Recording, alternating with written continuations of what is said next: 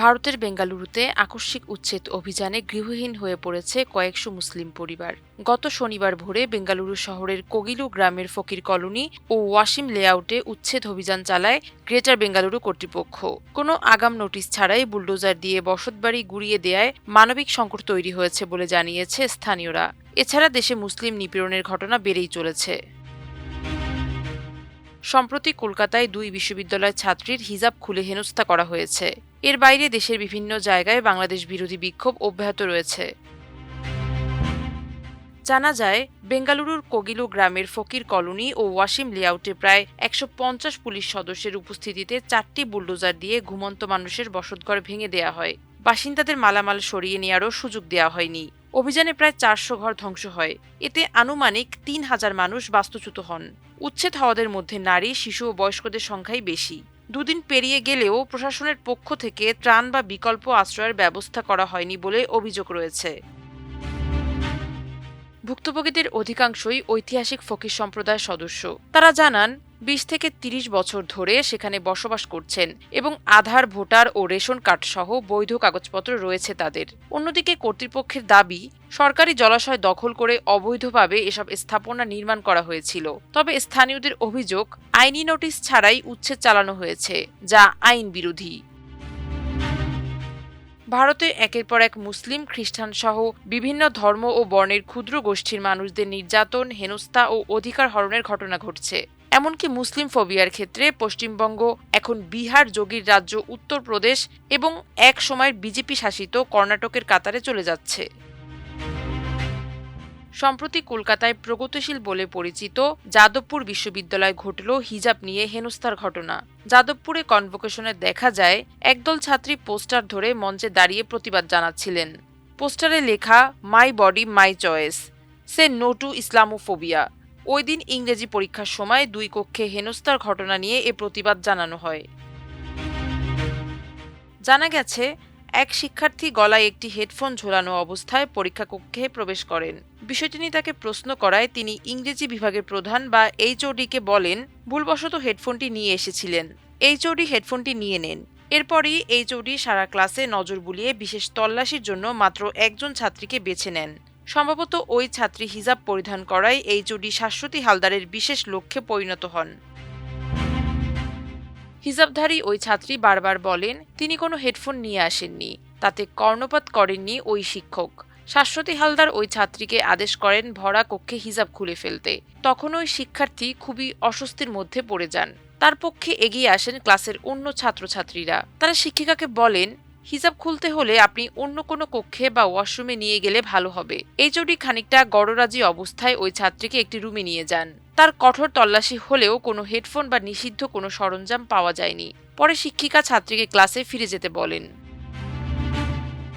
অন্য ক্লাসে হিজাবধারী যে ছাত্রী পরীক্ষা দিচ্ছিলেন, তার অভিজ্ঞতা আরও খারাপ। শিক্ষিকা শাশ্বতী তাকে একটি ওয়াশরুমে নিয়ে যান। হিজাব খুলে তার কাছে হেডফোন ইত্যাদি আছে কিনা তা পরীক্ষা করা হয়। এরপর এইচওডি ওই ছাত্রীকে অপমান এবং অস্বস্তিকর নানা প্রশ্ন করতে থাকেন। যেমন, তোমরা কি খুব গরমেও এভাবে অতিরিক্ত কাপড় পরে থাকো? গোসল করার সময়ও কি তোমরা এভাবেই হিজাব পরে থাকো? ইত্যাদি। এরপর ওই ছাত্রীকেও পরীক্ষা কেন্দ্রে যেতে বলা হয়। ভুক্তভোগী এক ছাত্রী বলেন, এভাবে হয়রানি ও হেনস্থামূলক তল্লাশির কারণে আমাদের ১৫ থেকে ২০ মিনিট সময় নষ্ট হয়। পরীক্ষা শেষে বিষয়টি নিয়ে এইচওডির দৃষ্টি আকর্ষণ করা হলেও তিনি পাত্তা দেননি। তিনি আমাদের অতিরিক্ত সময় বরাদ্দ করেননি। ভুক্তভোগী আরেক ছাত্রী বলেন, আমরা যাদবপুরে আমাদের সহপাঠীদের কাছে কৃতজ্ঞ। তারা বিষয়টিকে গুরুত্বের সঙ্গে নিয়েই নিজেরাই ভিসির কাছে একটি অভিযোগপত্র জমা দিয়েছেন। বিশ্ববিদ্যালয়টির শিক্ষার্থীরা বলেন, আমরা অবাক হচ্ছি। অনেকে কানঢাকা হুড এবং গলাবন্ধ সোয়েটার, কোট ইত্যাদি পরে এসেছিলেন। তাদের কাউকে তল্লাশি না করে শুধু হিজাব পরিহিতা দুই ছাত্রীকে আলাদাভাবে তল্লাশি করা হলো। এভাবে তাদের মুসলিম হিসেবে চিহ্নিতকরণ ও লজ্জা দেয়া খুবই অনুচিত কাজ হয়েছে। এটা যাদবপুরের ট্র্যাডিশনের সম্পূর্ণ বিপরীত। এর আগে সম্প্রতি বিজেপির সহযোগী বিহারের মুখ্যমন্ত্রী নীতীশ কুমার সরকারি সভা মঞ্চে হিজাব পরিহিত এক চিকিৎসক তরুণীর হিজাব টেনে খুলে ফেলেন। ওই তরুণীর প্রতিবাদ স্বরূপ এবং অপমান বোধ করে সরকারি চাকরি নেননি। নীতিশের সহকর্মী এক মন্ত্রী বলেন, আরে বাবা, শুধু তো হিজাব খুলে দিয়েছে। মুখ্যমন্ত্রী যদি মেয়েটির শরীরের এখানে ওখানে হাত বোলাতেন তাহলে আপনারা কি করতেন? বিশ্বের সবচেয়ে বড় গণতন্ত্রের দেশ ভারতে এখন এভাবেই ট্রিট করা হচ্ছে সংখ্যালঘুদের। প্রতিবেশী দেশে হিন্দু যুবককে হত্যার ঘটনায় পশ্চিমবঙ্গে বাড়ছে বাংলাদেশ বিদ্বেষ। বিশেষ করে সীমান্তে উত্তেজনার আবহে বিজেপি নেতারা যে ভাষা ব্যবহার করছেন তা দুদেশের সম্পর্কের ক্ষেত্রে ক্ষতিকর বলে অভিযোগ উঠছে।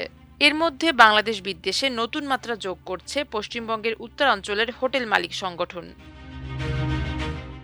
বাংলাদেশিদের প্রবেশ নিষেধ এমন বিজ্ঞপ্তি সাঁটা হচ্ছে শিলিগুড়ি, মালদহ ও কোচবিহারের হোটেলে হোটেলে।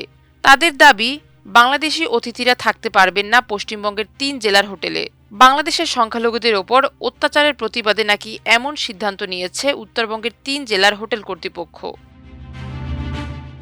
মালদহ হোটেলে ওনার্স অ্যাসোসিয়েশনের সভাপতি কৃষ্ণেন্দু চৌধুরী জানান, আপাতত জেলার কোনো হোটেলে বাংলাদেশি অতিথিদের থাকার অনুমতি দেওয়া হবে না। বাংলাদেশের পরিস্থিতি নিয়ে আমরা উদ্বিগ্ন। তবে অনেকে এই যুক্তি মানতে নারাজ। একাংশের দাবি, চরম বাংলাদেশ বিদ্বেষ থেকে হোটেলে ঘর দেয়া বন্ধ করার সিদ্ধান্ত নিয়েছে হোটেল মালিকরা। কোচবিহার হোটেল ওনার্স অ্যাসোসিয়েশনের সভাপতি ভূষণ সিংহ বলেন, বাংলাদেশে ভারত বিরোধী মন্তব্য ও হিন্দুদের ওপর অত্যাচারের প্রতিবাদে আমরা এই সিদ্ধান্ত নিয়েছি। সংগঠনের সবার সঙ্গে আলোচনা করেই এই সিদ্ধান্ত হয়েছে। শিলিগুড়িতেও হোটেলগুলির দেয়ালে বাংলাদেশিদের প্রবেশ নিষেধ নোটিশ সাঁটানো হচ্ছে। ভারতের বিভিন্ন জায়গায় সংখ্যালঘু নির্যাতনের পাশাপাশি উগ্র হিন্দু জঙ্গিরা বাংলাদেশ বিরোধী বিক্ষোভ অব্যাহত রেখেছে। দীপু দাস নামে এক শ্রমিক হত্যার ঘটনায় শিলিগুড়িতে বাংলাদেশি সোনালী ব্যাংক বন্ধ করার দাবিতে বিক্ষোভ করা হয়। এই বিক্ষোভের আয়োজন করে বঙ্গীয় হিন্দু মহামঞ্চ। এদিকে গতকাল ইউনাইটেড বেঙ্গলি ফোরাম আসামের বিক্ষোভকারীরা আসামের গৌহাটিস্থ বাংলাদেশ সহকারী হাইকমিশনের সামনে বিক্ষোভ করেছে। বিক্ষোভের সময় তারা বাংলাদেশ বিরোধী স্লোগান দেয়। এর মধ্যে বাংলাদেশের অন্তর্বর্তী সরকারের প্রধান উপদেষ্টা ডক্টর মুহাম্মদ ইউনূসের বিরুদ্ধে স্লোগানও ছিল। বিক্ষোভ থেকে বাংলাদেশে নিহত দীপু চন্দ্র দাসের মামলায় দ্রুত বিচারিক কার্যক্রমের দাবি জানায়। বিক্ষোভকারীরা বাংলাদেশে হিন্দুদের জন্য পৃথক ভূমি বরাদ্দের দাবিতে একটি স্মারকলিপিও জমা দেয়। বাংলাদেশ সহকারী হাইকমিশন গৌহাটি মূল সড়ক থেকে প্রায় ৭০ থেকে ৮০ কিলোমিটার দূরে অবস্থিত। তা সত্ত্বেও পুলিশের অনুমতিতে তারা সেখানে প্রবেশ করে। ঘটনাস্থলে নিয়মিত দায়িত্বে ৬ জন পুলিশ সদস্য উপস্থিত ছিলেন। এছাড়া ৪ থেকে ৫ জন পুলিশ সদস্য বিক্ষোভকারীদের পাশেই অবস্থান করছিলেন। বিক্ষোভটি দুপুর আনুমানিক ১টার দিকে শেষ হয়। পরবর্তী সময়ে একজন অতিরিক্ত পুলিশ সুপার এবং চান্দমারি থানার ওসি মিশনে এসে জানান, নিরাপত্তা জোরদার করা হবে। দুপুরের পর থেকে মিশনের আশেপাশে আনুমানিক ১৪ জন অতিরিক্ত নিরাপত্তা কর্মী মোতায়েন করা হয়। মাল্টিমিডিয়া ডেস্ক, আমার দেশ।